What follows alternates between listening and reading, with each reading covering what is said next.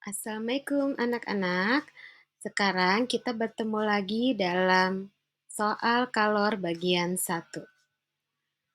Sebelumnya kita bahas dulu apa sih yang dimaksud dengan kalor. Nah, kalau kalian pernah memasak air, maka kalian tahu bahwa kalor adalah energi panas yang mengalir dari suhu lebih tinggi ke suhu lebih rendah, dari api ke air. Rumus kalor yang mengakibatkan perubahan suhu air tadi adalah Q sama dengan M kali C kali delta T, di mana kita tahu Q adalah kalor, satuannya adalah Joule, M adalah massa, satuannya kilogram, C adalah kalor jenis, satuannya Joule per kilogram derajat Celcius, delta T adalah perubahan suhu dengan rumus suhu akhir kurang suhu awal, T2 kurang T1. Nah, kadang-kadang kalor bukan dalam satuan Joule, tapi dipakai kalori atau disingkat kal. Maka kalau menggunakan kal, masanya bukan lagi satuannya kilogram, tapi gram. Dan kalor jenisnya satuannya menjadi kalori per gram derajat Celcius. Jadi ketika kalian mengerjakan soal, perhatikan pasangannya. Kita masuk ke contoh soal ke-1. Air sebanyak 2 kg bersuhu 40 derajat Celcius akan dipanaskan hingga suhu 70 derajat Celcius. Jika diketahui kalori jenis air 4.200 Joule per kilogram derajat Celcius, berapakah kalori yang diserap oleh air tersebut?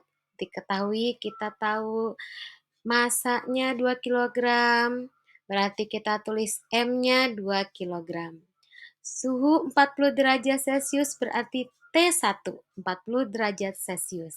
Dipanaskan menjadi 70 derajat Celcius berarti T2, 70 derajat Celcius. Dan kalor jenisnya C, 4.200 Joule per kilogram derajat Celcius. Nah, anak-anak, yang ditanyakan adalah berapakah kalor yang diserap oleh air tersebut? Maka kita bisa tahu bahwa yang ditanya adalah Q. Bagaimana cara penyelesaiannya?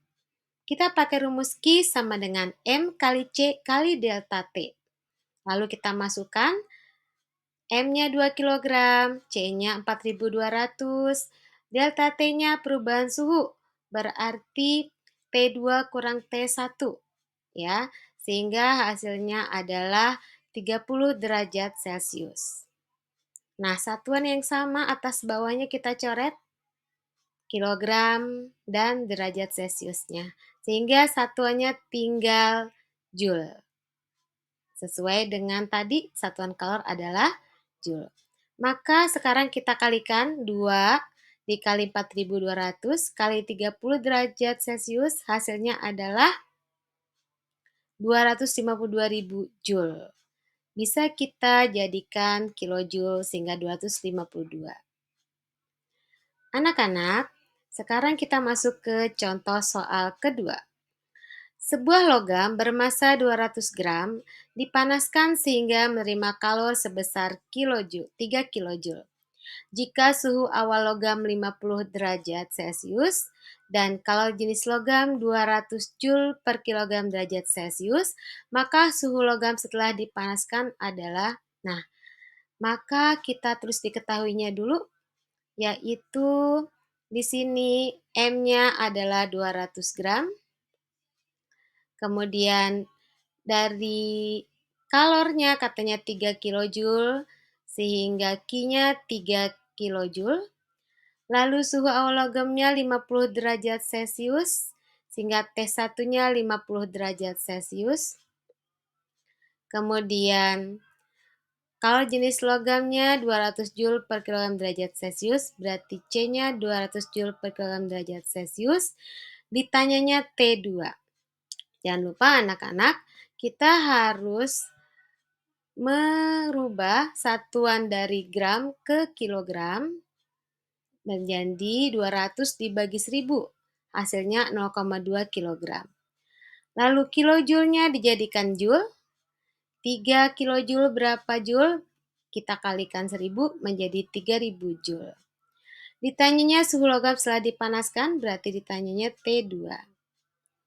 Nah, sekarang kita gunakan rumus Q sama dengan M kali C kali delta T.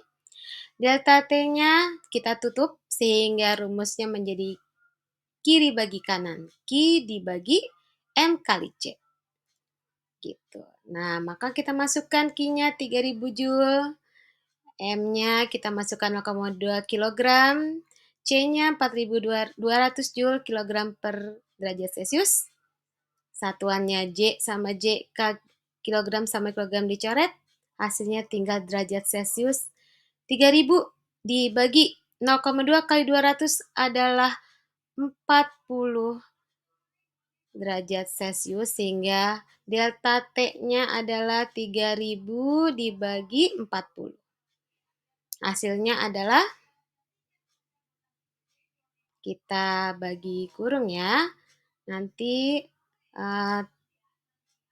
hasilnya 75 derajat Celcius. Ini baru delta T, baru perubahan suhu. Yang ditanya bukan ini, tapi T2.